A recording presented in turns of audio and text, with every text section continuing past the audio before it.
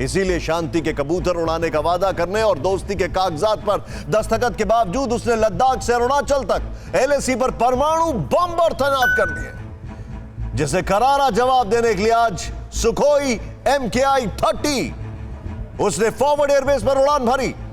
LAC और LOC तक दोनों ही मोर्चे तक सुखोई ने पेट्रोलिंग की, चीन और पाकिस्तान को हद में रहने की हिदायत दी।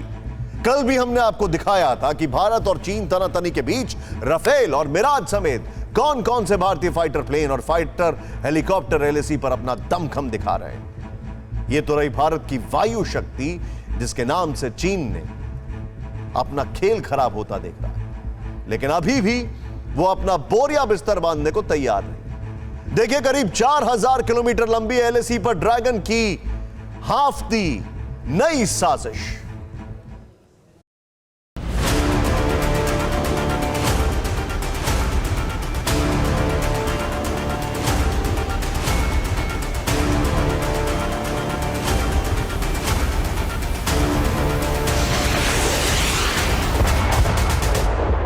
ये चीन की नई गिदड़ भभकी है, ये ड्रैगन की नई चालबाजी है, ये पीएलए का नया प्रोपेगेंडा है।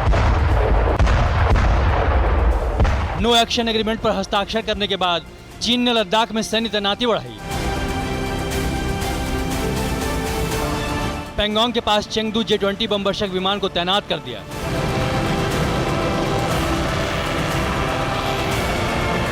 ये ताजी सैटेलाइट तस्वीर मुंह पर दोस्ती और पीठ पीछे छुरा घोंपने वाले चीन की नई विध्वंसक साजिश का प्रमाण है, जिसमें साफ दिख रहा है कि पैंगोंग से 300 किलोमीटर दूर होटान एयरबेस पर फिर से J-20 फाइटर जेट को तैनात कर दिया गया है।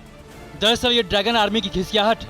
जब से हिंद के पर्वतवीरों ने पूर्वी लद्दाख में चाइनीज आर्मी को चोटियों से खदेड़ा और पर्वत के शीर्ष पर जाकर खुद डटे हैं और अंबर का सिकंदर राफेल हिमालय के ऊपर लगातार पेट्रोलिंग कर रहा है, चीन को चेतावनी दे रहा है, तब से पीपुल्स लिबरेशन आर्मी को अपनी औकात पता चल गई है।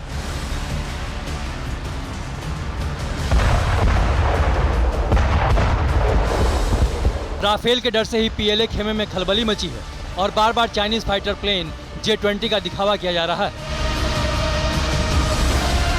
इससे पहले भी सैटेलाइट इमेज में चीन के J-20 लड़ाकू विमान लद्दाख बॉर्डर पर दिखे थे। गलवान से पैंगोंग तक बैक टू बैक भारत का पराक्रम झेलने के बाद चीन की हालत खिसियानी बिल्ली खंभा नोचे वाली है। इसलिए गलवान हार के बाद से ही वो उत्तर भारत से सटे अपने इलाकों में हवाई ताकत को मजबूत करने में जुट गया है। भारत से लगे हवाई ठिकानों पर परमाणु बम्बर और हमलावर ड्रोन तक तैनात कर दिए हैं और भारतीय सीमा से सटे 13 एयरबेस को अपग्रेड करने में जुट गया है। लद्दाख में करीब 50,000 सैनिकों की तैनाती करने वाला चीन अब भारत के पूर्वी हिस्से में भी तनाव का नया मोर्चा खोल रहा है। चीन ने भूटान से लगे डोकलाम के पास H-6 परमाणु बम्बर और क्रूज मिसाइलों की तैनाती की है। पीएलए के ये विनाशकारी हथियार गोलमुड़ एयरबेस पर तैनात है, जो भारतीय सीमा से मात्र 1150 किलोमीटर दूर है। इससे पहले चीन ने इस घातक बम्बर की तैनाती अक्साई चीन के काशगर एयरबेस पर की थी। सैटेलाइट इमेज में इस बम्बर के साथ KD-63 land attack cruise missile भी नजर आ रही है, लेकिन चीन की क्रूज मिसाइल की कमर तोड़ने के लिए तैयार है भारत की परमाणु क्षमता संपन्न पृथ्वी 2 बैलिस्टिक मिसाइल, जो दुश्मनों पर काल बनकर बरसेगी।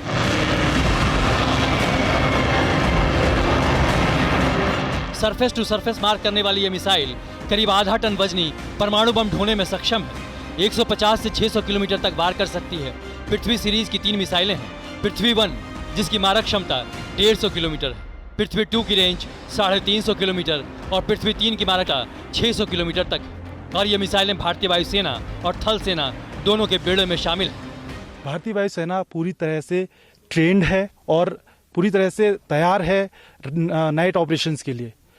जो हमारे आधुनिक हवाई जहाज जो हमारे पास हैं, उनकी मदद से हम पूरी तरह से भारत के हर एक एयरफील्ड से, even from the forward airbases, we can take on. अभी ओडिशा के चांदीपुर परीक्षण केंद्र से जिस अत्याधुनिक मिसाइल को दागा गया वो है पृथ्वी 2, जो 2 फ्रंट वॉर में दुश्मनों पर कहर बनकर बरपेगी। और इसके सफल परीक्षण के जरिए हिंदुस्तान ने टेढ़ी नजर रखने वाले पड़ोसियों को साफ संदेश भी दे दिया है।